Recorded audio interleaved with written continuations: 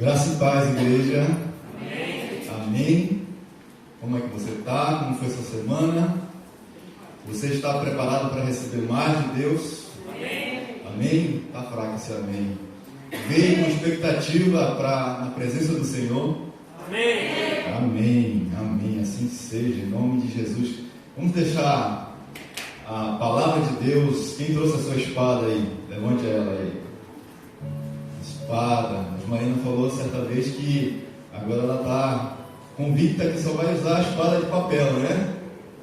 A digital só quando na eventualidade, né? Eu também gosto da de papel, mas é bom ter a digital também, né? Amém? Vamos abrir nossa Bíblia no livro de Evangelho de Lucas, capítulo 24. Evangelho de Lucas, capítulo 24. Todos acharam? Amém ou misericórdia? Amém. Amém.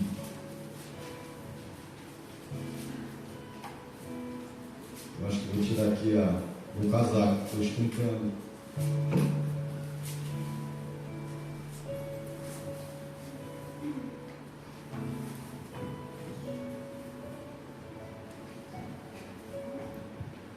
Amém, queridos. Vamos ler a palavra do Senhor, mas eu queria que você se colocasse de pé em reverência à palavra de Deus.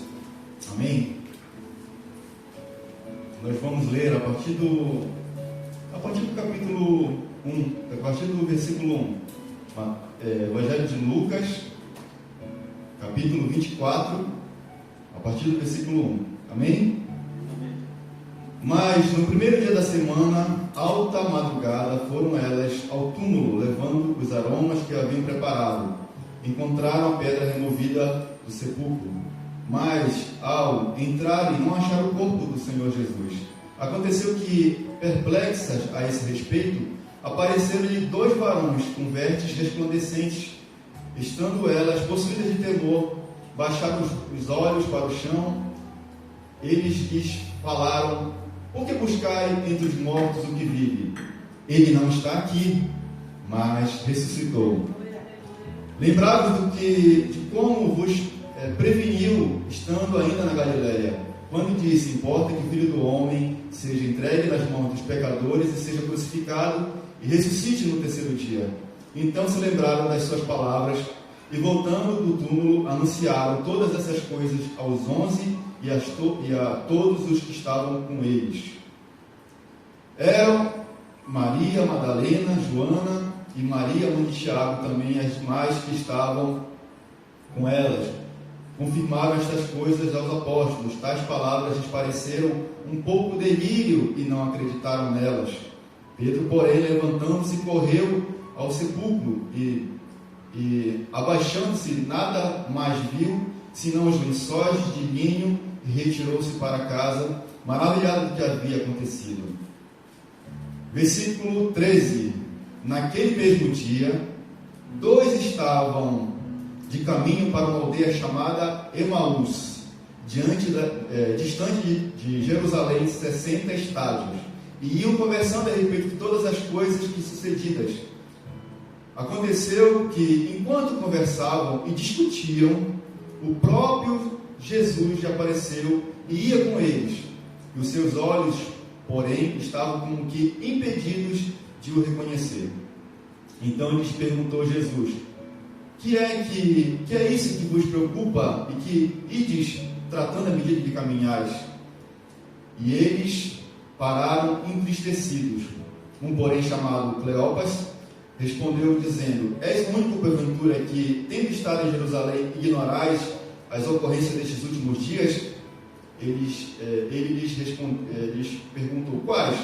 E explicaram o que aconteceu a Jesus, o Nazareno, que era varão profeta, poderoso em obras e palavras, diante de Deus e de todo o povo, e como os principais sacerdotes e as nossas autoridades o entregaram para ser condenado à morte e o crucificaram. Ora, nós esperávamos que fosse ele que havia de redimir a Israel. Mas, depois de tudo isto, e já é o terceiro dia desde que tais coisas sucederam. Em verdade também É verdade também que algumas mulheres das que conosco estavam nos surpreenderam, tendo ido de madrugada ao túmulo e não achando o corpo de Jesus, voltaram, dizendo terem tido uma visão de anjos, aos quais afirmavam que ele vive. De fato, alguns dos nossos foram ao sepulcro e verificaram a exatidão do que disseram as mulheres, mas não o viram. Então lhes disse Jesus: ó nécios e tardos de coração, para crer tudo o que os profetas disseram. Porventura não convinha que o Cristo padecesse e entrasse na sua glória? E começando por Moisés, discorrendo por todos os profetas, expunha-lhes o que a seu respeito constava em todas as Escrituras. Quando se aproximavam da aldeia para onde iam, fez-lhe menção de passar adiante. Mas eles os constrangeram, dizendo: fica conosco, porque é tarde e o dia já reclina. E entrou para ficar com eles. E aconteceu que, quando estavam à mesa, tomou ele o pão, abençoou e, tendo partido, lhes deu. Então se lhes abriram os olhos e reconheceram, mas ele desapareceu da presença deles. E disseram um para o outro: porventura não nos ardia o coração quando ele pelo caminho nos falava, quando ele nos expunha as Escrituras? E na mesma hora, levantando-se, voltaram para Jerusalém, onde acharam reunidos os 11 e os outros com eles, os quais diziam: o Senhor ressuscitou e já apareceu a Simão. Então os dois contaram o que lhes acontecera no caminho e como fora por eles reconhecido no partir do pão. Senhor nosso Deus, ó Pai, fala conosco, Pai, nessa tarde, nesse dia, Pai. Precisamos ouvir a Tua voz, Senhor. Abre nossos ouvidos espirituais, Senhor. Abre nosso entendimento, abre nossos olhos, Senhor, para tudo aquilo que o Senhor tem para a Tua igreja, para o Teu povo, para nossas vidas, Senhor. Fala conosco nessa tarde, nesse dia, ó Pai. Ó Deus, em nome de Jesus Cristo, Senhor, nós invocamos a Tua presença no nosso meio. O Senhor já está aqui. O Senhor passeia no meio do Teu povo, Senhor. O Espírito Santo sonda nossos corações nessa hora, Pai, para receber mais da Tua palavra, mais da Tua presença, mais do Teu poder, Pai. Ó Deus, em nome de Jesus, fala com o Teu povo, Senhor. Usa a minha vida, Pai, como instrumento nas Tuas mãos, Senhor. Pai, Tu sabes que eu sou falho, Senhor, mas o Teu Espírito Santo me conduza, Pai, em toda a Tua palavra, Pai, que a Tua palavra seja ministrada e a Tua palavra caia, Senhor, como uma boa semente em nossos corações, Senhor, em nome de Jesus Cristo, Pai. E toda a igreja diz amém. Amém. Pode sentar, queridos.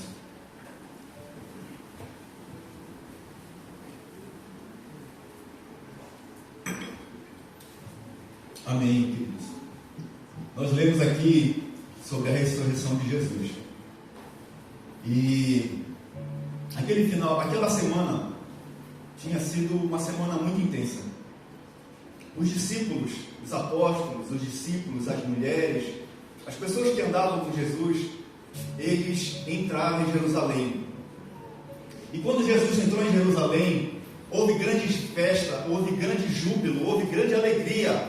As pessoas pegavam ramos de palmeiras e começavam a balançar e diziam: bendito o que vem em nome do Senhor, bendito é o Rei que vem em nome do Senhor, glória nos céus, nas maiores alturas. E as pessoas aclamavam Jesus: olha aí, está entrando o Messias, o Cristo esperado. E aquilo foi assim, aquela foi uma festa muito grande ali na entrada triunfal de Jesus em Jerusalém. Todas as pessoas pensavam assim: agora ele vai assumir o poder, agora ele vai assumir o trono de Israel, porque ele é o Messias, ele é o esperado. E Jesus entrou no jumentinho, queridos, na cidade de Jerusalém. E aqueles discípulos, esses discípulos que estavam caminhando para Emaús, eles presenciaram tudo isso. Provavelmente eles presenciaram muitos outros milagres que Jesus fez durante o seu ministério de 3 anos e meio na terra. Provavelmente, se eles não presenciaram, eles escutaram dos apóstolos também vários dos milagres que Jesus tinha feito. Por exemplo, quando Jesus foi batizado e veio uma voz do céu, e o Senhor disse para eles, o Deus Altíssimo, o Pai, falou: eis meu filho amado em quem me comprazo. Ali houve aparição da Trindade reunida, Deus Pai, Deus Filho e Deus Espírito Santo na mesma cerimônia ali, na mesma celebração do batismo de Jesus Cristo. Logo depois, Jesus foi compelido ali ao deserto, jejuou 40 dias e começou o seu ministério. Convocou os 12 apóstolos, fez aquela pesca maravilhosa ali, quando convocou os apóstolos ali no mar da Galileia. Depois ele caminhando com os apóstolos, com os discípulos, muitas vezes ele fez milagres. Por exemplo, multiplicou 5 mil pães para 5 mil homens, fora as mulheres e crianças. Várias vezes ele curou pessoas que estavam doentes, pessoas com cegos de nascença. Nunca tinha sido curado uma pessoa cega de nascença em Jerusalém. Nenhum profeta havia curado. Curou pessoas que estavam com lepra. Naquele tempo a lepra não tinha cura. E as pessoas eram marginalizadas. Quem tinha lepra tinha que se afastar da sociedade. E Jesus curou vários leprosos, eles ficaram sãs. Paralíticos andaram. Nós lembramos aqui de um coxo que há 38 anos estava ali, coxo, esperando um milagre. Foram muitos e muitos milagres. Jesus expulsou demônios. Jesus ressuscitou mortos, queridos. Quando Jesus ressuscitou aquela menina, ele falou: Talita cumi, levanta. Depois ele curou um rapaz, um moço, que estava no cortejo funeral da viúva de Naim.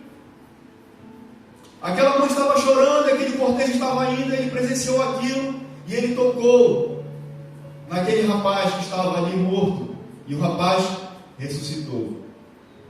E nós vemos um milagre mais impressionante ainda, quando Lázaro, há 4 dias, estava morto.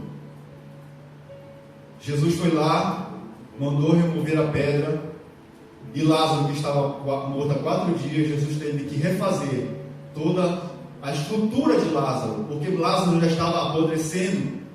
Ele teve que refazer a pele, o tecido, a musculatura, o sangue voltar de novo a fluir dentro das artérias, o cérebro que já estava apodrecendo, ele teve que refazer de novo. Queridos, é impressionante o poder de Jesus Cristo. E, queridos, esses discípulos provavelmente presenciaram tudo isso. E Jesus já havia falado para eles: olha, importa que eu seja entregue na mão dos pecadores, mas não se preocupe, no 3º dia eu vou ressuscitar.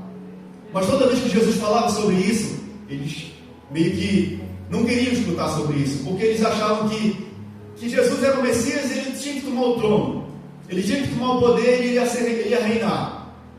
Era meio que esse o pensamento daquele povo. Até hoje, os judeus esperam pelo Messias. O Messias já veio e eles não reconheceram o tempo da sua visitação. E até hoje, queridos, está tendo essa guerra aí. Nós estamos vendo aí a Rússia contra a Ucrânia. E lá em Israel, se você for pesquisar um pouquinho, todos os sacerdotes lá em Israel estão falando que o Messias está próximo de aparecer, que o Messias vai enfrentar Gog e Magog.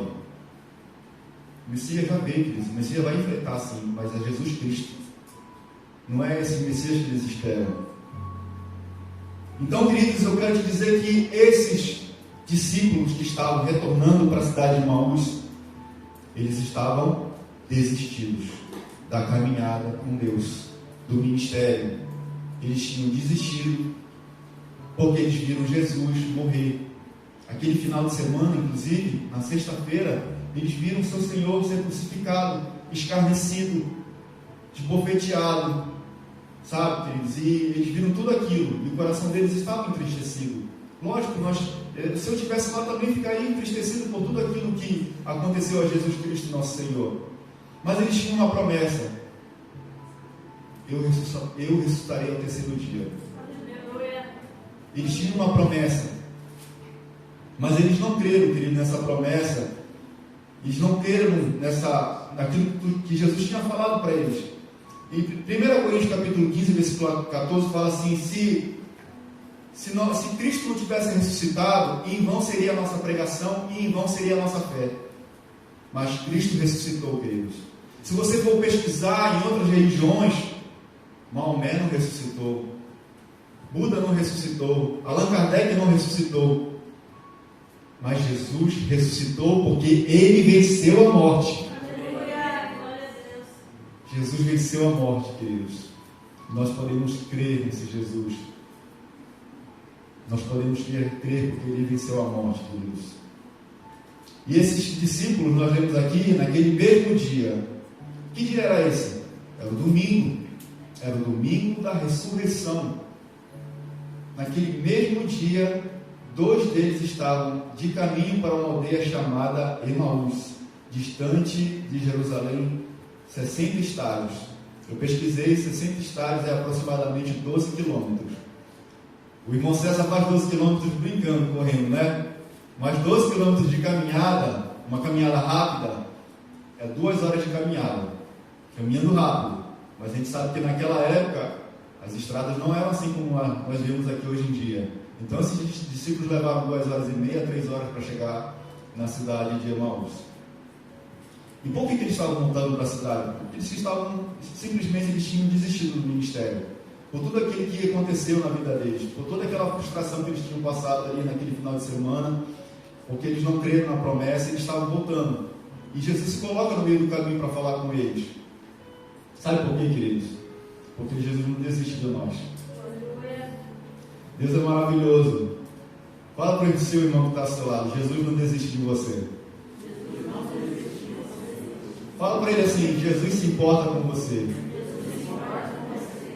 Queridos, às vezes existe um momento nas nossas vidas que são exatamente assim, que nós passamos por situações onde nós estamos tristes, abatidos, frustrados, desistidos, deprimidos, e a gente às vezes pensa assim: chutar o balde. Vou chutar o balde, né? Não tem essa expressão? Vou chutar o balde. E esses discípulos chutaram o balde. Vou desistir disso, tudo isso aqui. Jesus já morreu. Ele não era. Se nós vemos aqui no versículo 21, a gente fala assim: ora, nós esperávamos que ele fosse que redimir a Israel. Eles tinham uma promessa, eles desistiram de tudo porque esperávamos. Eles já não criam que era Jesus o Messias, porque Jesus tinha morrido, apesar de que eles haviam escutado de um relato de mulheres que tinham ido no sepulcro. E lá no sepulcro encontraram o quê? O túmulo vazio. Quando eu estive lá em Israel, em 2017, existe na inscrição do túmulo exatamente essa frase que está escrita aqui na Bíblia: Ele não está aqui, mas ressuscitou. É tremendo, queridos. É maravilhoso. É maravilhoso, queridos. Olha, você entrar naquele lugar, você saber que seu mestre, seu Senhor ressuscitou daquele lugar da morte, vencendo a morte. O último inimigo, queridos, das nossas vidas é a morte. Porque Jesus já venceu, queridos, a morte também. E um dia também nós venceremos com Ele, nós seremos glorificados com Ele também. Creia nisso, nessas promessas, queridos. E Jesus não está mais lá naquele lugar. Jesus já está à direita de Deus Pai, está vivo, queridos. Às vezes nós vemos aí em certas religiões um Cristo crucificado na cruz, mas Ele já não está mais naquela cruz. Jesus, Ele está vivo. Jesus, Ele intercede por nós à direita de Deus Pai. Nós temos um advogado diante de Deus, queridos, e Ele é o melhor advogado do mundo. Amém? Ele intercede por nós.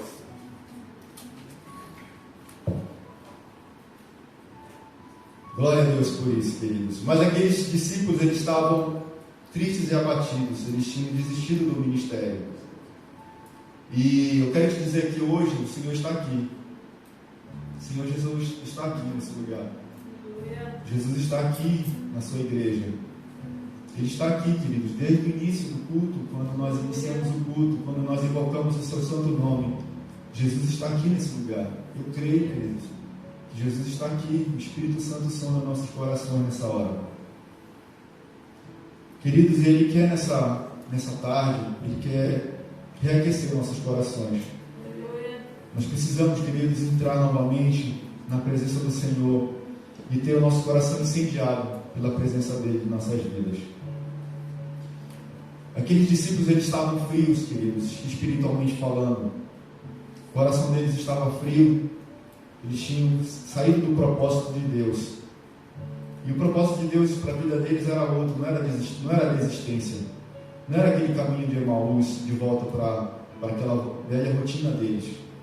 Mas Deus tinha uma promessa, e Deus, como se preocupa conosco, como Deus nos ama, Ele foi lá. Você já imaginou? Se coloque assim, imagine na sua mente, na sua imaginação, você está ali conversando com a outra pessoa, e a Bíblia fala que eles já estavam discutindo a respeito daquilo tudo, a teologia, né? Não, mas Jesus vai ressuscitar, Jesus não ressuscitou, mas a palavra de Deus fala que o Messias vai passar por isso, não vai passar. E aí eles estavam ali discutindo pelo caminho, e aparece de repente um homem e pergunta assim: o que é que vocês estão discutindo no meio do caminho?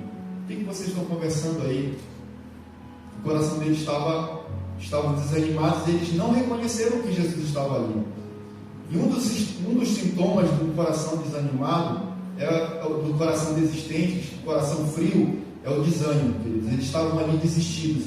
Eles ainda estavam naquele ambiente de morte. Aquele ambiente de morte daquele final de semana que eles viveram na sexta-feira. Eles ainda estavam vivendo na sexta-feira ainda, da crucificação de Jesus Cristo. Aquele ambiente de morte, de tristeza, de frustração, de decepção, de incredulidade. Eles estavam perdidos, na verdade, queridos. Quando Jesus pergunta para eles o que está acontecendo, a Bíblia fala no versículo 17 que eles pararam entristecidos. E em vez de responder a pergunta que Jesus fez para eles, o que vocês estão conversando, ele falou: você vindo de Jerusalém não sabe o que está acontecendo lá? Você não sabe que Jesus, o Nazareno, varão poderoso diante de Deus, né, com suas obras e tudo? E ele começa a responder ali a Jesus dessa forma, não reconhecendo que era o próprio Jesus que estava ali com eles falando. Para você ver, o outro sintoma de um coração que está frio é a cegueira espiritual. Jesus estava ali do lado deles, e eles não reconheceram que era Jesus que estava ali com eles. Os dois discípulos não conseguiam reconhecer a Jesus, mas na verdade estavam cegos pela tristeza, diante de todo o sofrimento que estavam passando, diante daquela crucificação que ainda estava na memória deles, na sexta-feira. Muitas vezes nós ficamos assim, queridos, cegos pelos nossos sentimentos, pelas preocupações, pelos medos, pelas decepções, pela depressão, pela raiva, pela tristeza, pela angústia. Muitas vezes nós ficamos assim, queridos, cegos, nós não conseguimos enxergar que Jesus está ali do nosso lado. Jesus está cuidando de nós. Existe uma certa ilustração, os irmãos devem conhecer, que um homem caminhando na praia e Jesus ao lado dele, ele orando ali, conversando com Jesus, e quando aquele homem aquela praia, aquela caminhada significava a vida dele, e uma certa hora da vida dele ele passou por dificuldades, muitas lutas, e quando aquela segunda pegada que estava com ele, que era Jesus, desaparece, e depois ele encontra com Jesus lá na frente e fala assim: mas quando eu tive o maior problema na minha vida, você não estava comigo. E Jesus fala para ele: na verdade aquela outra pegada era minha, porque você estava no meu colo. Jesus está conosco, cuidando de nós em todas as situações. Muitas vezes a gente não consegue enxergar que Jesus está ali na caminhada conosco, na hora de maior luta, na hora de maior dificuldade, na hora de que nós passamos por tristezas, por angústias. Quantos de nós já passamos por lutas nessa vida? Quantos de nós, se você trazer a memória, e quantas vezes o Senhor estava com você, se você trouxer a memória? Quantas vezes Ele estava contigo ali? Se às vezes você não entendia por que você estava passando essa luta, mas depois o Senhor veio falar contigo e dizer: eu estou contigo nessa luta, eu vou te dar a vitória. E aqueles discípulos, eles estavam assim, queridos, desanimados e cegos espiritualmente. Eles não conseguiam enxergar que Jesus estava ali, porque o coração deles estava frio, estava abatido. E existem situações que não edificam a nossa vida. Por exemplo, esses dois discípulos, a Bíblia fala que eles iam conversando e discutiam. Quando eu entendo aqui que a Bíblia coloca discutiam, porque eles realmente estavam discutindo. Eu não sei se essas duas pessoas aqui, esses dois discípulos eram pai e filho, marido e esposa, porque a Bíblia só fala o nome de uma pessoa, Cleopas, e não fala o nome do outro discípulo. No Evangelho de João existe um Cleopas, e na verdade ele era casado com uma mulher, e não sei se é a mesma pessoa, mas eles estavam voltando para a cidade deles, estavam desistindo do ministério, do chamado, e eles estavam ali discutindo a respeito de tudo aquilo que tinha acontecido naquele final de semana. E, queridos, tem situações na nossa vida que realmente esfriam o nosso coração, que nos afasta de Deus. E eu quero assim colocar para vocês que nós estamos passando por um tempo onde nós estamos perdendo muito tempo com discussão. Muito tempo com discussão. Sabe, a nossa vida cada dia mais está se esvaziando. E a gente está perdendo tempo com coisas que não edificam a nossa vida. Cada dia mais nós somos consumidos. Cada dia mais a sua vida vai diminuindo. E a gente tem consumido nossos dias com o quê? Nosso tempo com o quê? Sabe, queridos, por exemplo, nós vemos essa geração agora que nós estamos vivendo, esses dias atuais, nós temos agora as redes sociais. Antigamente, queridos, o máximo que uma pessoa conseguia perder seu tempo era com uma novela, né? A pessoa que era viciada em novela ficava ali horas e horas assistindo aquela novela. Hoje você tem os streams que você consegue passar horas e horas ali fazendo maratona de um seriado. Horas e horas perdendo seu tempo ali vendo alguma coisa que não está edificando a sua vida. Fora quando você entra no ambiente da internet, por exemplo, das redes sociais, você vê discussões lá. Sabe, discussões de pessoas que são cristãs muitas vezes. De igreja contra igreja, de irmão contra irmão, de político A contra político B. A gente tem perdido muito tempo, queridos, na nossa vida com coisas que não edificam. Com coisas que não edificam, sabe? Que nos afastam da verdade de Deus. E a gente precisa voltar, queridos, ao primeiro amor. Voltar para a palavra de Deus, voltar para a oração, voltar para a Bíblia, voltar para a comunhão, voltar para a igreja. Perder um pouco, sabe? Deixar um pouco mais de lado. O Senhor tem me falado isso. Eu não estou dizendo para você desinstalar o seu Instagram, nem o seu Facebook, mas você vigiar. Querido, quando você abre o Instagram, no Facebook, tem coisa que misericórdia. Misericórdia. Vocês sabem o que eu estou falando. Misericórdia. A gente tem que vigiar. Vigiar, queridos. Vigiar. Poste lá a sua foto, quando você sair, você estiver com a sua família. Mas vigia, queridos. Vigia o tempo que você tem passado na internet. Vigia o tempo que você tem passado nas redes sociais. Sabe, em vez de você estar fazendo isso, você poderia estar meditando a palavra, lendo a Bíblia, escutando o hino, orando. Amém? Então, uma outra situação também que deixa o nosso coração frio é a dúvida. Esses discípulos, eles estavam com dúvida, e a incredulidade é uma coisa que esfria o nosso coração. Eles tinham uma promessa. A promessa era que Jesus ia ressuscitar ao terceiro dia. E além dessa promessa, eles tinham uma outra promessa, para que eles ficassem em Jerusalém, porque eles iam receber o poder do Espírito Santo, ia descer sobre eles o Espírito Santo. Mas eles decidiram sair de Jerusalém. Jerusalém era o lugar da promessa. Emaús era o lugar da desistência. E quantas vezes nós estamos em Jerusalém e vamos para o lugar da desistência, por causa da nossa incredulidade? Deus tem uma promessa para a nossa vida, a gente sai da bênção, a gente sai de Jerusalém, sai da igreja e vai para o lugar de deserto, vai para o lugar de Emaús, de desistência, de desânimo, de dúvida, de incredulidade. Queridos, quantos irmãos preciosos saíram daqui? deixaram que a dúvida, a incredulidade, a cegueira, o esfriamento espiritual entrasse no coração deles.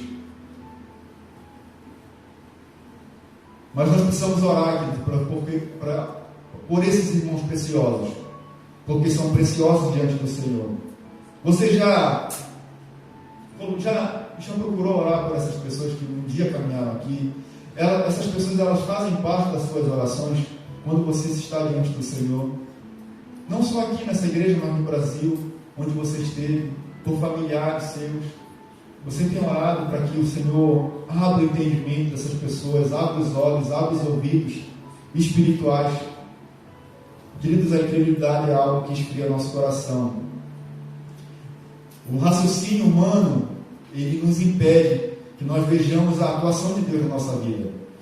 Pelo raciocínio humano, Jesus tinha morrido, mas pela fé ele ia ressuscitar, e eles estavam voltando. A Bíblia fala que em Hebreus capítulo 11 fala assim que a fé é a certeza das coisas que se esperam, a convicção de fatos que não se veem. Então, queridos, nós precisamos andar por fé e não por vista. Nós precisamos andar pelas promessas de Deus e não pela que a gente vê com nossos olhos naturais. Os nossos olhos naturais podem nos enganar, mas Deus não engana a nossa fé.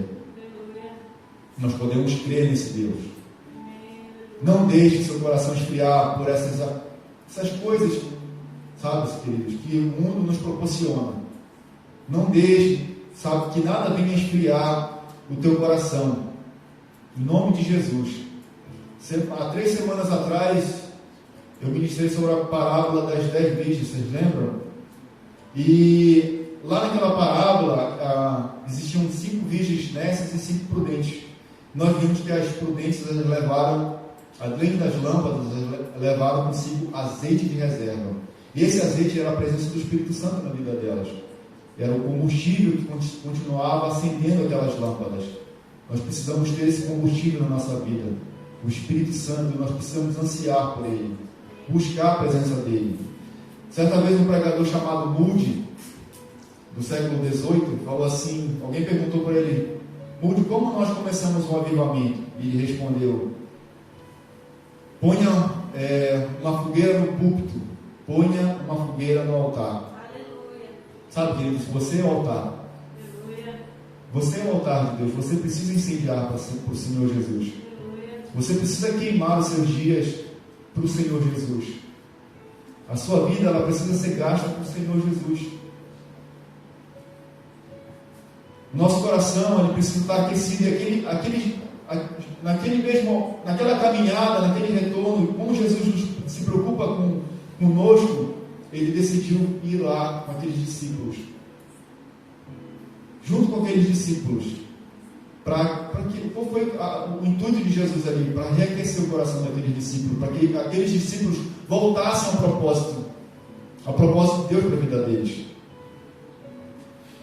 E existem coisas, queridos, que aquecem o nosso coração. Assim como existem coisas que deixam o nosso coração frio, existem coisas que aquecem o nosso coração.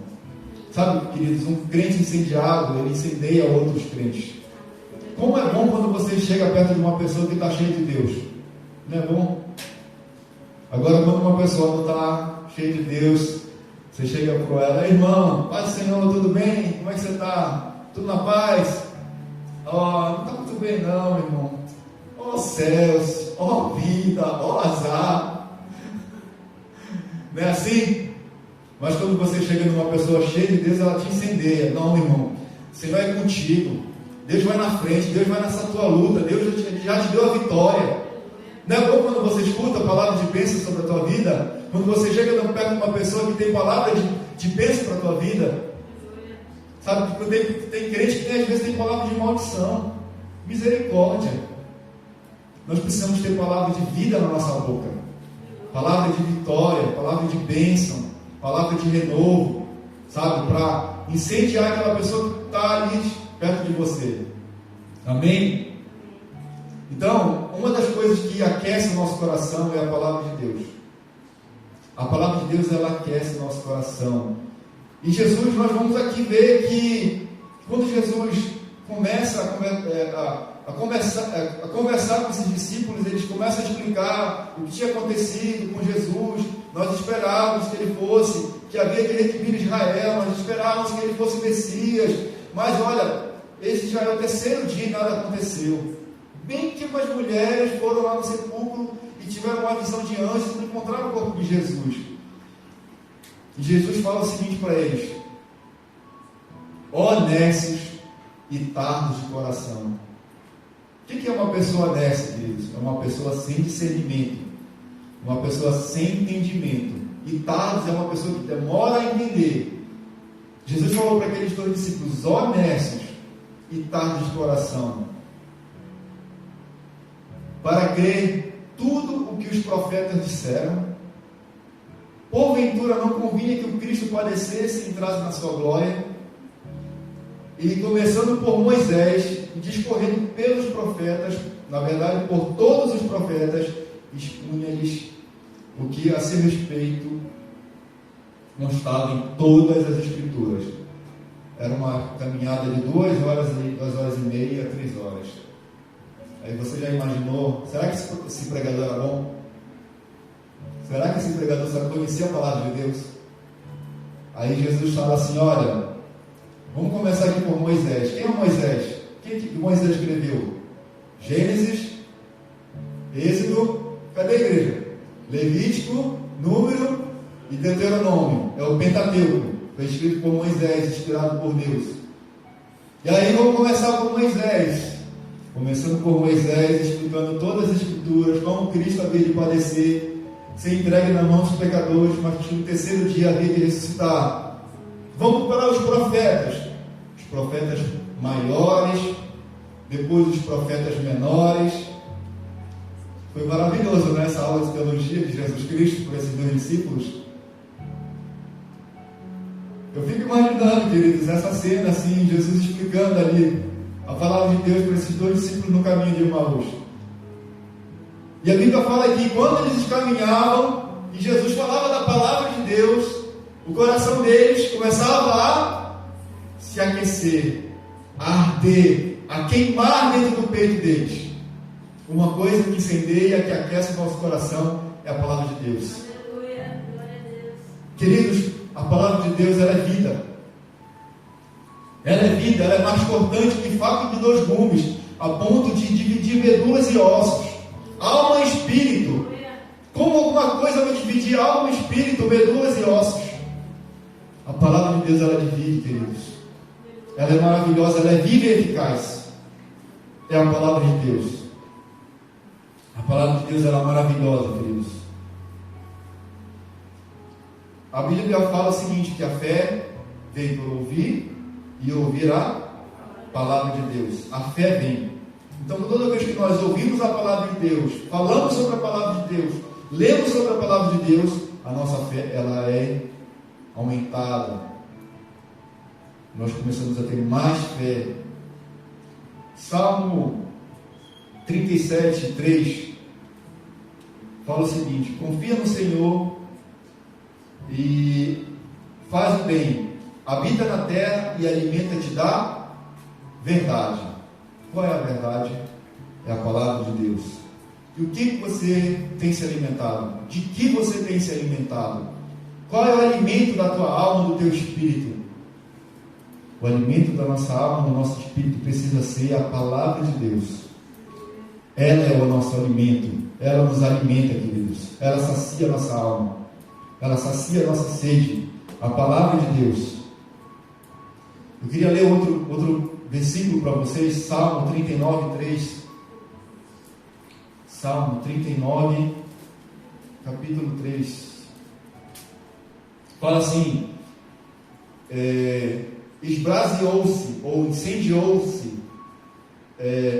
no meu peito o coração, enquanto eu meditava, ateou-se fogo. O salmista Davi, quando meditava na palavra de Deus, a Bíblia fala que o coração dele começou a queimar dentro do peito dele. Enquanto ele meditava, o coração dele começou a atear fogo, queridos. Aleluia, queridos. Aleluia. A palavra de Deus, ela é vida. ela é vida de Deus, queridos, ela é vida de Deus. Nós precisamos meditar, passar tempo de oração na palavra de Deus. O pregador chamado John Wesley dizia o seguinte: ponha fogo no seu sermão ou ponha o seu sermão no fogo. Nossos sermões, eles precisam queimar, queridos, eles precisam arder, eles precisam ter chama, eles precisam ter paixão. Paixão, queridos. Nós estávamos orando ali, antes de começar o culto, na sala dos pastores, e a missionária estava falando sobre paixão. Começou a orar sobre paixão, para que a igreja, mas não somente a igreja, mas começar pela liderança da igreja, começasse a ter paixão novamente, paixão pela obra do Senhor, paixão pela casa do Senhor, zelo pela casa do Senhor, paixão pelas almas. Queridos, isso precisa começar de nós, pastores, presbíteros, diaconisas, para que a igreja possa ver a gente queimando para Jesus, a gente tendo, sabe, paixão por Jesus, primeiramente, e depois pelas almas. Nossa vida precisa queimar, precisa ter um propósito.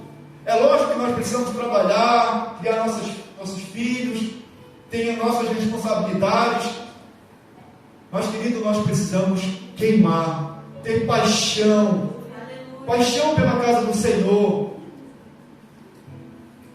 paixão e zelo pela casa do Senhor. Essa casa precisa ter vida, queridos. Ontem eu vi vida aqui. Ontem à noite, no culto das crianças, eu vi vida. Eu vi o Espírito Santo se movendo aqui no nosso meio. Eu vi vida, queridos. E essa igreja, ela precisa se movimentar em vida, no Espírito Santo. Nós precisamos queimar, cada um de nós. Cada um de nós precisamos buscar a Deus. Isso começa na palavra de Deus, para que o nosso coração seja incendiado, venha queimar por Deus. E a segunda coisa que aquece o nosso coração, incendeia o nosso coração, é a oração. Oração, queridos. Esses discípulos, eles mesmo sem saber, eles estavam orando, porque eles estavam com Jesus. E Jesus fez menção de passar adiante. Jesus estava explicando a palavra para eles. Aquela caminhada de 2h30, 3 horas, já era noite. Jesus fez menção de passar adiante. Eles falaram assim: olha, Jesus não, eles não sabiam que era Jesus. Falaram: fica conosco, entra porque já é tarde. E constrangeram Jesus a entrar na casa deles. A Bíblia fala que a hospitalidade é algo de Deus, é algo divino, porque a Bíblia fala que pessoas hospedaram anjos sem saber. Graças a Deus, depois que eu cheguei do Brasil e estou no Japão agora, quanta hospitalidade eu tenho recebido de alguns irmãos aqui. Agradeço pela hospitalidade de vocês, pela vida de vocês. Isso é de Deus, queridos. Isso é de Deus. Então, queridos, eles estavam ali pedindo para que Jesus entrasse, sem saber, eles estavam orando: entra na nossa casa, entra no nosso lar, fica conosco. E aí nossa oração precisa ser essa também, queridos: entra na nossa vida, Jesus. Quantas vezes, queridos, eu mesmo estava frio, estava abatido, estava triste. E quantas vezes eu entrei, eu tinha lá no Brasil, na minha casa, tinha um lugar de oração, o meu lugar de oração. Eu tinha um escritório, nesse escritório eu tinha um corredor, e esse corredor dava para um quintal. E eu orava à noite. E quando o céu estava aberto, eu estava ali de joelho. E às vezes a minha esposa ia lá, me via orando, voltava. As minhas filhas iam falar: não sei o que, não sei o que. Aí elas me viam orando lá, voltavam. Papai está orando. E nós precisamos ter o nosso lugar secreto. Por que Jesus falou: olha, entra no teu quarto, fecha a tua porta e ora a teu pai, que teu pai que te vê em secreto te responderá? Por que Jesus não falou uma montanha, vai para a montanha? Porque todos nós temos um quarto. É um lugar fácil, é um lugar secreto. Cada um podemos entrar no nosso quarto e ter o nosso momento no secreto com o Senhor, em oração. E muitas vezes a gente não sabe o que orar, queridos. porque a luta é tão grande, às vezes a situação é tão complicada, que a gente não tem palavras para falar para Deus. Mas só o fato de você se colocar diante do Senhor, mesmo calado, buscando a presença dele, ele começa a falar no teu coração. Ele começa a te responder. Ele começa a falar contigo. Ele começa a acender o teu coração de novo e te dar respostas, te dar caminhos. Deus começa a falar conosco e nosso coração começa a aquecer, começa a ser incendiado. Queridos, a palavra de Deus e a oração, elas são como uma lenha, sabe? A lenha e o fogo, que juntas elas provocam um grande incêndio. Elas incendeiam o nosso coração. Palavra de Deus e oração. Nós precisamos tirar tempo para a palavra de Deus. Estava conversando com o pastor Antônio, ele falava, apesar do cansaço, eu não posso deixar de ler pelo menos 3 a 4 capítulos por dia. Apesar do cansaço. Nós todos sabemos a rotina que é o Japão, quanto é cansativa a nossa rotina aqui. Mas nós precisamos tirar momentos para Deus, do nosso dia, um momento de palavra de Deus, meditar na palavra e um momento de orar, de se colocar diante de Deus e orar. São momentos preciosos, momentos que você tem um encontro com o Senhor Jesus ali, com o Espírito Santo de Deus. Amém, queridos?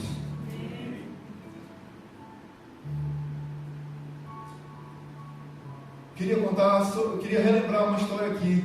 Elias, quando estava ali enfrentando os profetas de Baal, lá no livro de 1 Reis, capítulo 18, versículo de 30 a 38, fala que aquele Deus que respondesse com fogo era o Deus verdadeiro.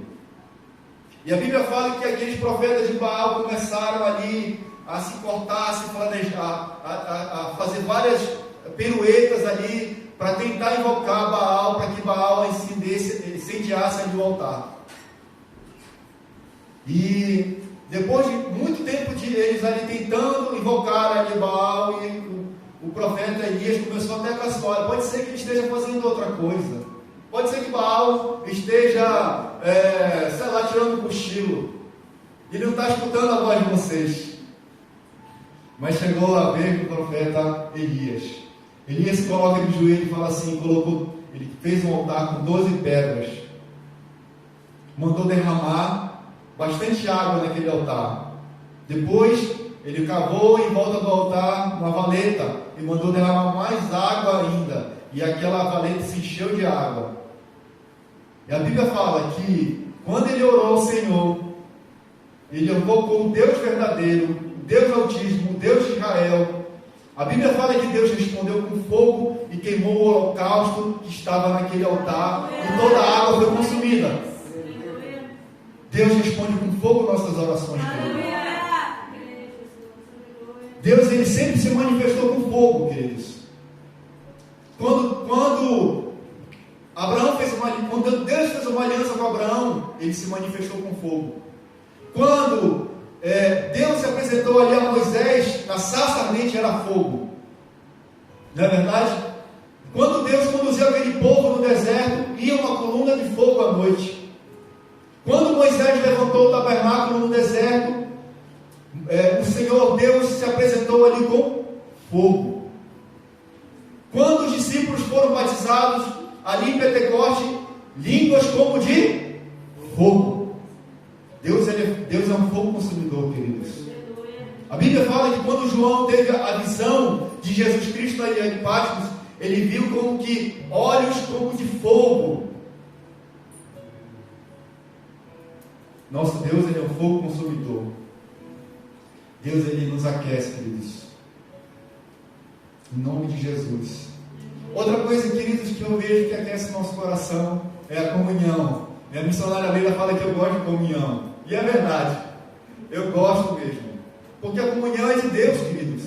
A Bíblia fala assim, quão bom e quão agradável é a comunhão dos santos. É como o óleo que desce sobre a cabeça de Arão e que vai descendo sobre a barba e sobre as vestes de Arão. Olha só como é apreciado diante de Deus a comunhão dos santos. Quando nós nos congregamos aqui, nós estamos em comunhão. Mas, sabe, não vai embora assim quando terminar o culto. Fala com a pessoa que está do teu lado. Sabe, conhece um pouco mais daquele irmão. Sabe, lá no Brasil, quando a igreja é muito grande, acaba o culto, o pessoal some como perdizes, assim. Sai da igreja e nem vê mais ninguém. Sabe? Por isso que a gente tem que fazer célula para quando a igreja é muito grande, né? Eu participava de uma igreja que ela tinha 800 membros. E para a gente poder conhecer as pessoas, a gente fazia o que? Células. A gente se reunia na casa das pessoas e a gente acabava conhecendo aquelas pessoas ali. Com mais intimidade, né? Com mais comunhão. E nós aqui, nós precisamos conhecer uns aos outros. Nós precisamos ter comunhão. Nós precisamos frequentar a casa do outro. Tem gente que não gosta de que ninguém vá na sua casa. Nós precisamos ser hospitaleiros. Não foi isso que esses 2 discípulos fizeram aqui? Olha, não, entra na nossa casa, já é tarde. Não, pastor, vai jantar hoje lá em casa. Amém? Amém. Glória a Deus. Não, pastor, semana que vem vai ser na minha. Amém, glória a Deus. A falar nisso, amanhã é meu aniversário e da missionária Leda, viu? Olha, quero a comunhão aí, tá? Porque a comunhão, ela é bênção, queridos. Ela é de Deus para a nossa vida. Ela aquece o nosso coração. Não é bom estar em comunhão? Ela não aquece o nosso coração?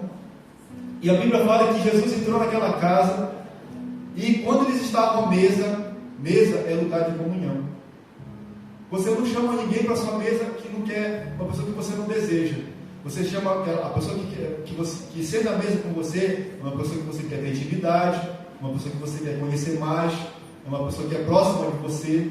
Então você chama ela à mesa. Mesa é lugar de comunhão. E a Bíblia fala que eles sentaram ali à mesa e Jesus fez uma oração. A oração para abençoar o alimento. E a Bíblia fala que quando Jesus fez essa oração, e ele partiu o pão e deu aos discípulos, os olhos deles se abriram. E eles reconheceram que era Jesus.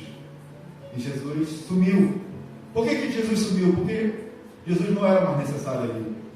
Porque Jesus já tinha aberto os olhos deles. Amém? Outra coisa que aquece o nosso coração é o chamado. É o chamado de Deus para a nossa vida.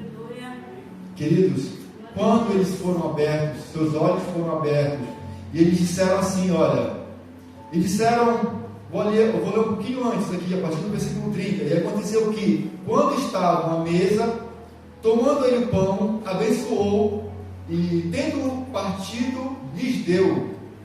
Então, lhes abriram os olhos e reconheceram, mas ele desapareceu da presença deles. E disseram um para o outro, porventura, não nos ardia o coração quando ele, pelo caminho, nos falava, quando nos expunha as Escrituras? O coração deles começou a arder. Eles estavam dizendo aqui, olha, os olhos deles foram abertos no partir do pão e na comunhão. E depois disso eles começaram a dizer, mas poxa, você lembra que quando ele estava falando das Escrituras, ele nos explicando ali, nosso coração começou a arder e a queimar? Era o Senhor Jesus que estava conosco toda hora. Nosso coração começou a arder. E aí eles falam assim, que na mesma hora, a palavra de Deus fala, e na mesma hora, levantando-se, voltaram para Jerusalém, o lugar da promessa. Saíram do lugar da desistência, que era Emaús, e voltaram para o lugar da promessa, que era Jerusalém. Na mesma hora, voltaram 2 horas e meia, 3 horas de caminhada de volta para Jerusalém, e já era escuro, porque eles estavam com o coração incendiado, porque Jesus tinha incendiado o coração deles, e eles reconheceram Jesus, eles sabiam que eles tinham uma promessa, que eles precisavam voltar para o ministério, que eles precisavam voltar para Jerusalém, que era o lugar da promessa. E o coração deles foram incendiados. E eles voltaram para o lugar do chamado, para o lugar da promessa, de onde eles nunca deveriam ter saído. De onde eles nunca deveriam ter saído, queridos. Cara, o chamado é algo maravilhoso na nossa vida, sabe, queridos? Eu já falei para algumas pessoas aqui, eu quero repetir para você também, para a igreja toda. Todos nós temos um chamado. Uns foram chamados para ministrar a palavra, o ministério da palavra, o ministério pastoral. Outros foram chamados para, sabe, entoar louvores ao Senhor. Outros foram chamados para servir na igreja. Outros foram chamados para ensinar. Muitos foram chamados. Outros foram chamados para evangelizar, para ganhar pessoas. Todos nós temos um chamado. Diga para o irmão que está ao seu lado, você tem um chamado. Fale para 2 ou 3 pessoas, você tem um chamado.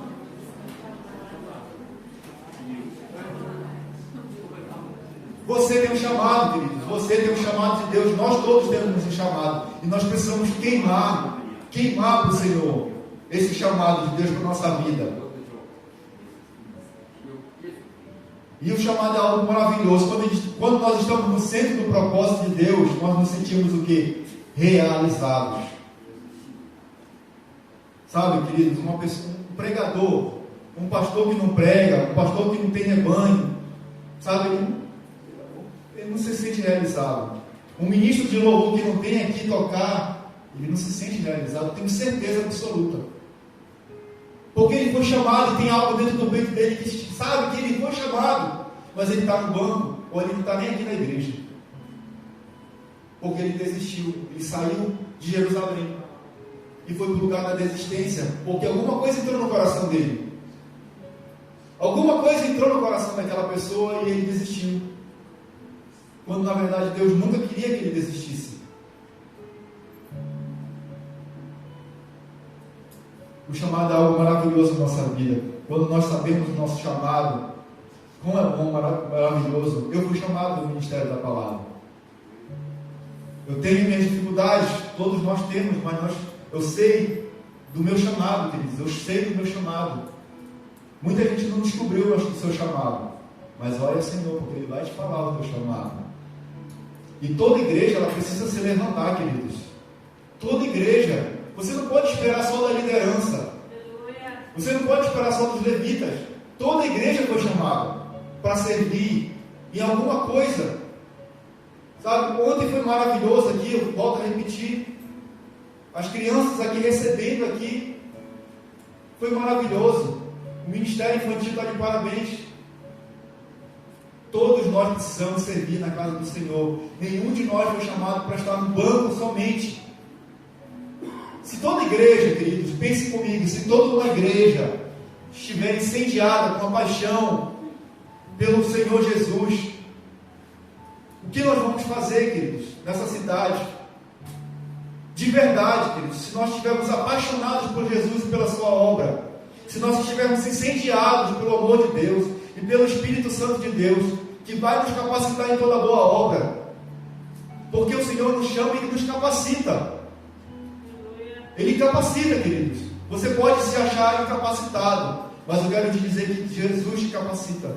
O Espírito Santo derrama dons e talentos para nos capacitar, se nós assim nos dispusermos.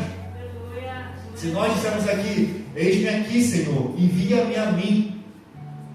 Eu conheci uma missionária lá no Brasil, missionária Carla, uma jovem ainda. Ela decidiu ir para a África, para Guiné-Bissau. Guiné-Bissau, você só imagina a pobreza, um dos países mais pobres do mundo. Uma pobreza absoluta lá. A pessoa só tem uma refeição por dia. E não uma refeição como nós fazemos aqui. É um pouquinho de arroz, de alguma coisa lá. Uma refeição por dia. E ela decidiu queimar por Jesus, gastar a vida dela naquele país. Mas sabe o que você fala com ela, você vê o que o semblante dela realizada, porque ela sabe, ela está cumprindo o propósito de Deus para a vida dela. Ela está gastando a vida dela naquilo que ela foi chamada para fazer. Você foi chamado para fazer alguma coisa? Foi. Você está cumprindo o seu chamado, você está cumprindo o seu propósito. Você está em Jerusalém ou você está indo para Emaús. Você está na caminhada, Jesus está te dizendo nessa noite: eis que estou contigo. Eis que estou contigo aqui agora, falando com você, através da palavra de Deus. Volte para Jerusalém. Volte para o seu chamado. Eu quero mencionar aqui duas pessoas que vocês conhecem. Uma se chama Elvis Presley, rei do rock. E certa vez uma pessoa conversou com a esposa, uma entrevista com a esposa do Elvis Presley, depois que ele já tinha falecido, e perguntou assim: como era o Elvis Presley dentro de casa? E a esposa dele falou: olha, ele era uma pessoa triste. Ele era uma pessoa que tinha um sentimento de irrealização. Mas como? Como uma pessoa que conquistou tudo no mundo da música tinha um sentimento de irrealização? O Elvis Presley era filho de pastores de uma igreja batista. E ele saiu do seu chamado para ir para o mundo da música secular. E fez sucesso realmente. Mas ele tinha um sentimento de irrealização. Por isso, provavelmente, ele começou a usar drogas e morreu com 44 anos. Conquistou tudo. Tinha dinheiro, fama, as mulheres a seus pés, mas tinha um sentimento de irrealização. Porque tenho certeza que ele não cumpriu o chamado de Deus para a vida dele. Não cumpriu aquilo que Deus tinha para a vida dele. Decidiu sair de Jerusalém e ir para Emaús. E eu quero comparar com... Aliás, antes de falar sobre essa outra pessoa, a esposa dele fala assim: mas teve algum momento que ele se sentiu realizado? Ele falou: quando ele ganhou o Grammy do disco gospel que ele fez. Ele fez um disco gospel, você deve até conhecer a música Amazing Grace, né?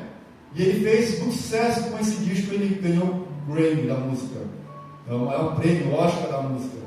E foi a única vez que ele se sentiu realizado, porque de certa forma ele estava ali entoando louvores ao Senhor. E uma outra pessoa que nasceu na mesma época, foi contemporâneo do Elvis, chama-se Billy Graham. Quem conhece Billy Graham? Foi o maior vivalista do século XX. O maior vivalista do século XX. Morreu, acho que em 2019, com 99 anos. 99 anos. E ele foi pastor de vários presidentes nos Estados Unidos. Foi conselheiro de vários presidentes dos Estados Unidos. Quando ele ia pregar, era nos estádios de futebol. E quando ele dizia assim: nessa noite, quem deseja entregar a sua vida para Jesus Cristo e ter a sua vida transformada? Milhares levantavam a mão e diziam: eu quero. Sabe, querido, quando ele tinha 19 anos, ele estava na faculdade, tinha acabado de entrar na faculdade. A faculdade deles foi fazer uma excursão na Inglaterra. E eles entraram na casa de uma pessoa, um grande avivalista do século XVIII, se chama John Wesley. Quando eles foram ali, estavam fazendo tour, eles entraram na casa de John Wesley, e aquela guia turística entrou no quarto de John Wesley, essa casa existe até hoje. E ela entrou e falou: olha, eis aqui a cama de John Wesley. E aqui, nesse lugar de Tagaste, na madeira, esses dois lugares aqui, é onde ele orava. Esse lugar está gasto porque ele passava muito tempo de oração aqui. Por isso a madeira está gasta aqui. Eram os joelhos de John Wesley aí. E depois que aquela excursão terminou, eles entraram no ônibus. E ela foi fazer, a professora da universidade começou a fazer a contagem do ônibus. E ela sentiu que estava faltando um aluno. E ela decidiu entrar de novo na casa. E ela escutou alguém orando e clamando, chorando, muito alto: Senhor, faz em mim de novo outra vez, como o Senhor fez na vida de John Wesley. Faz em mim novamente, faz em mim novamente, faz em mim na minha geração, usa a minha vida. E quando ela entrou naquele quarto, ela pegou no ombro daquela pessoa que estava orando e falou para ele: Billy Graham, precisamos entrar no ônibus. você vê o anseio daquele homem. Realmente Deus usou a vida dele como usou a vida de John Wesley. John Wesley foi o maior avivalista do seu tempo, do século XVIII, na Inglaterra. E assim como o Espírito Santo de Deus usou a vida de John Wesley, porque John Wesley se colocou, passava horas de oração ali, para que aquela madeira ficasse sem gasto. Horas de oração, horas de meditação na palavra de Deus. Ele era um pregador itinerante, John Wesley. Ele saía de cidade em cidade na Inglaterra, incendiando a Inglaterra, com a palavra de Deus e o amor de Deus. E depois, quando Billy Graham fez essa mesma oração, pedindo essa mesma missão sobre a vida dele, o coração dele queimava por Jesus Cristo. Os historiadores falam, nós vimos aí as grandes cruzadas que Billy Graham fez. E quantas pessoas se converteram por causa da pregação de Billy Graham? Esse tem que ser o desejo do nosso coração. De todos nós, queridos. Nós precisamos queimar para o Senhor Jesus. Gastar a nossa vida. Se coloque de pé, queridos. Grupo de louvor em nome de Jesus. Nós precisamos gastar a nossa vida, queridos, na presença do Senhor. Nós precisamos ter nosso coração incendiado por Ele agora, nesse momento, queridos.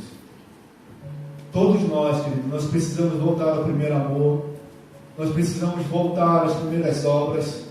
Nós precisamos encher as nossas lamparinas, ter azeite na nossa vida, ter combustível na nossa vida, queimar na presença do Senhor, gastar nossos dias na presença do Senhor, ter amor pela sua obra, ter amor pelas almas. Isso precisa começar em cada um de nós, queridos. E o Senhor quer fazer isso com a sua igreja, nesse dia, nessa noite, em nome de Jesus. Em nome de Jesus. Eu queria ler com você Levíticos capítulo 6. Levítico capítulo 6, versículo 12.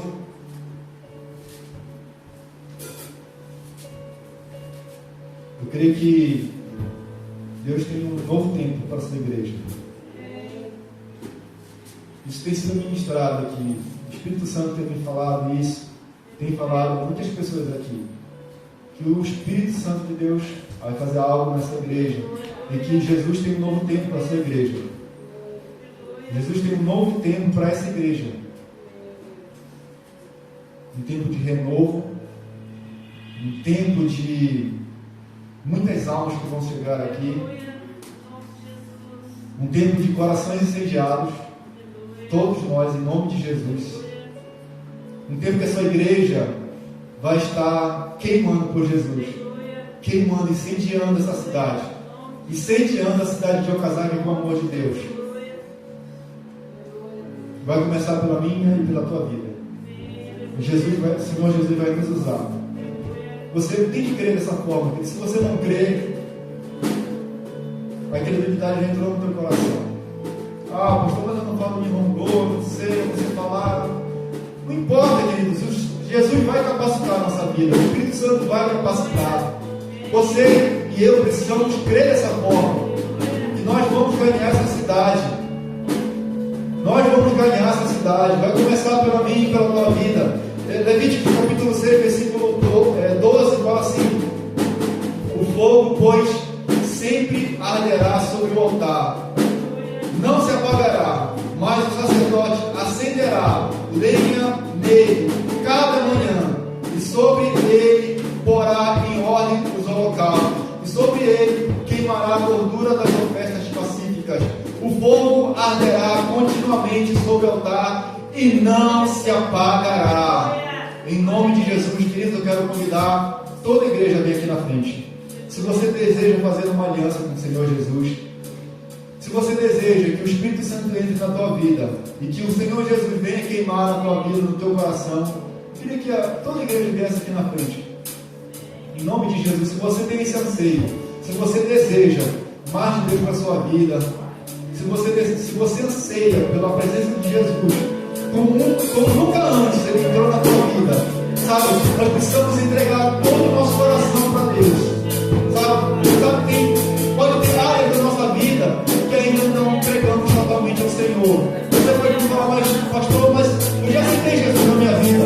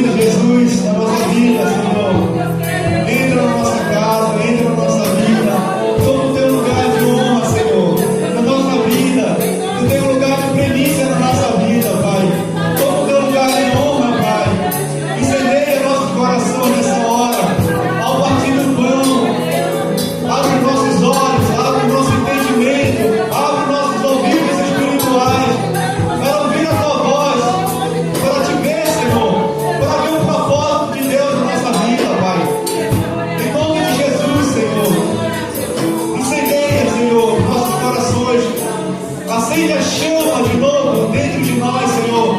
Acende a paixão de novo dentro de nós. Acende, Pai, pela Tua presença, Pai, pelos Teus atos, Pai, pela comunhão, Pai, pelo relacionamento contigo, Pai. Acende, Senhor, a paixão pelas vidas, Senhor, pelas almas que estão perdidas, Senhor. Acende a paixão pela Tua obra, Pai, pela Tua igreja, Pai. Em nome de Jesus, Senhor, aviva a Tua igreja. Aviva a Tua igreja, Espírito Santo de Deus. Espírito de Deus, aviva a Tua igreja. Porque só o Senhor pode nos avivar. Só o Senhor, o Espírito Santo de Deus, pode trazer o avivamento. Nós oramos e clamamos pelo avivamento que venha da nossa geração, que venha do nosso tempo. Venha nos avivar, Espírito Santo de Deus. Venha nos incendiar, Espírito Santo de Deus. Nos batiza com fogo, com Teu Espírito. Em nome de Jesus, Pai. Oh Deus, oh, candarabasturi, candarabasturi, candarabasturi. Oh, candarabasturi, candarabasturi. Oh, Espírito de Deus, obrigado, Senhor, pela Tua palavra nessa noite.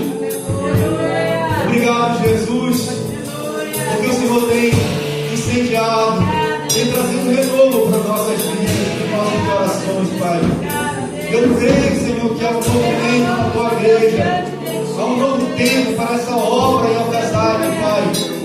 Em nome de Jesus, Senhor, usa cada um de nós, Pai, porque eu creio, Pai, tudo aquilo que o Senhor há de realizar nessa cidade será para a honra e glória do Teu nome, será através da Tua igreja.